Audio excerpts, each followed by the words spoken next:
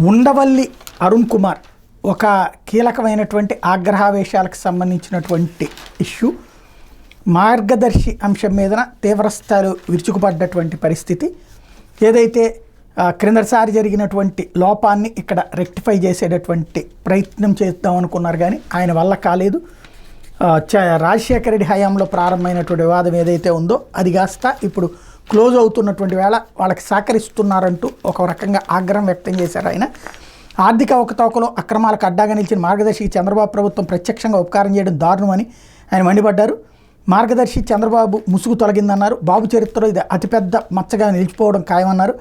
గత ప్రభుత్వం మార్గదర్శిపై దాఖలు చేసిన అఫిడవిట్ను ఉపసంహరించుకోవడం ఏంటని ప్రశ్నించారు. చంద్రబాబు అధికారంలోకి రాగానే మార్గదర్శిని కాపాడుతానన్నారని గుర్తు చేశారు. ఆయన అన్నట్టే ఇప్పుడు కాపాడుతున్నారని ఆరోపించారు. ఇది చంద్రబాబు ప్రభుత్వం చేసిన అతిపెద్ద తప్పు అన్నారు. డిపాజిట్లపై ఫ్యూచర్ సబ్స్క్రిప్షన్ ఉండకూడదని నిబంధన ఉన్న మార్గదర్శి దీన్ని కొనసాగించిందన్నారు. చంద్రబాబు మార్గదర్శిపై అఫిడవిట్ ఉపసంహరించుకున్న కేసు ఆగదని, ఆయన ఇందులో పార్టీని చేసే పరిస్థితి వస్తుందన్నారు. అలాగే సీఎం చంద్రబాబు ఏం చేసినా చట్టానికి దొరకకుండా చేస్తారు, కానీ మార్గదర్శికి బహిరంగంగా సాయం చేసి తన ముసుగు తొలగించారు.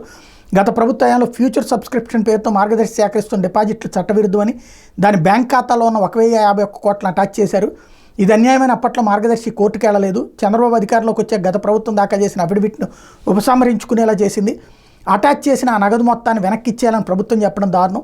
సెప్టెంబర్ 11న మార్గదర్శి ఫైనాన్షియర్స్ కేసు వాయిదాకు వస్తున్న సమయంలో ఇలా చేయడం తగదు. అక్కడ కూడా ఏదో చేయబోతున్నారని అర్థమవుతోంది. మార్గదర్శి చేసిన తప్పేనని ఇప్పటికే రిజర్వ్ బ్యాంక్ తెలంగాణ హైకోర్టులో అఫిడవిట్ దాఖలు చేసింది. ఫండమెంటల్ యాక్ట్ 1982 ప్రకారం చిట్ ఫండ్ వ్యాపారి ఇతర వ్యాపారాలు చేయకూడదని నిబంధన ఉంది. రామోజీరావు అన్ని వ్యాపారాలు ఆయన సామ్రాజ్య విస్తరణ మొత్తం ప్రజల నుండి వసూలు చేసిన డబ్బుతో నడుస్తుంది.